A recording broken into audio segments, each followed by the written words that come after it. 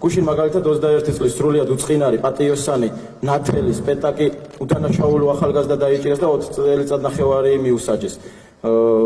ან თქვენ მინდა კითხოთ ქალბატონო ნინო, როდესაც წლების შემდეგ შვილიშვილები კითხავენ, ქვეყნის ყოფნა არ ყოფნის ბედი რომ წყდებოდა, ხალხი თავისუფლებისთვის იბრძოდა და თავს წირავდა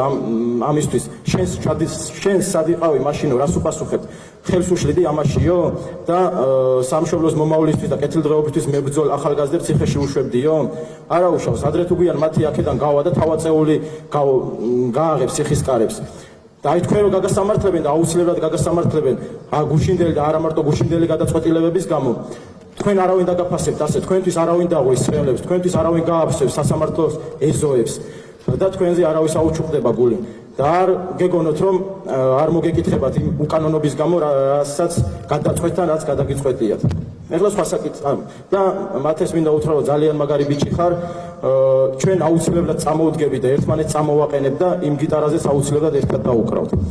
ეხლა სხვა საკითხები რაც ჩვენს პროცესებს ეხება პირველ რიგში ჩემი პრეტენზია მინდა გამოვხატო იმაზე რომ აი მაგალითად წინა პროცესი მიმდინარეობდა 7 საათი აქედან ამ ბრალდებულებს დაგვერთმო სულ რაღაც 15 წუთი აი საერთოდ ვერ ხვდები ჩვენი პროცესია თუ სხვისია ჩვენი ბედი წყდება და ჩვენ არ გვაძლევთ სიტყვებისთვის უფლებას ამბობთ დრო გადისო ვინც მართლა წელავს და გაყავს დრო იმათ მიეცით შენიშვნა რატო უნდა მეშინოდეს მე სიტყვის თქმის დროს რომ ყოველ წუთში გამაწყვეტინებთ შეიძლება ამ სიტყვას ჩემი ბედი გადაწყვეტოს ხო და კიდე ერთი საკითხი აი წინა 8 პოლიტპატიმრის ხდომაზე ერთი ისეთი მოწმე იყო პირდაპირ შეურაცხყოფას აყენებდა ბრალდებულს აი უსინდისოს და მსგავს სიტყვებს ეძახდა და სავარაუდოდ ის ჩვენს პროცესზეც უნდა იყოს და მე მინდა რომ არ დაუშვათ ეგეთი მოწმე იმიტომ რომ ჩვენ რო იგივე სიტყვა გვეთქვა მოწმეთვის ხო გაგვაგდებდით და მსგავს რაღაცას მოწმე თუ ამოს რატო არ უნდა გაალოს და რატო უნდა დაუშვათ ხდომებზე და კიდე ერთი საკითხი მერაბ დვალიშვილს უთხრეს სინდისის პატიმრები უხსენეს და რაღაც ვერ მიხვდა ვერ გაიგო და ძალიან მოკლედ დაუხსნით ჩვენ რატო ვართ აქ ჩვენ ვიყავ დაგვიჭირეს აქციაზე ვაპროტესტებდით იმას რომ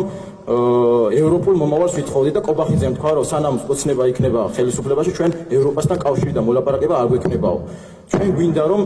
ჩვენი ქვეყნის მეგობარი იყოს ევროპა და ამერიკა, ის ამერიკა, რომელიც ძალიან გიყვარს შენ და არ გვინდა რომ რუსეთისკენ მივდიოდეთ და აი ამის გამო გვართ აქ და ამის გამო გვიშიან 5, 6 და 7 წელს. და ბოლოს ვიტყოდი რომ სამწუხაროდ ჩვენს მხარეს მხოლოდ სიმართლეა.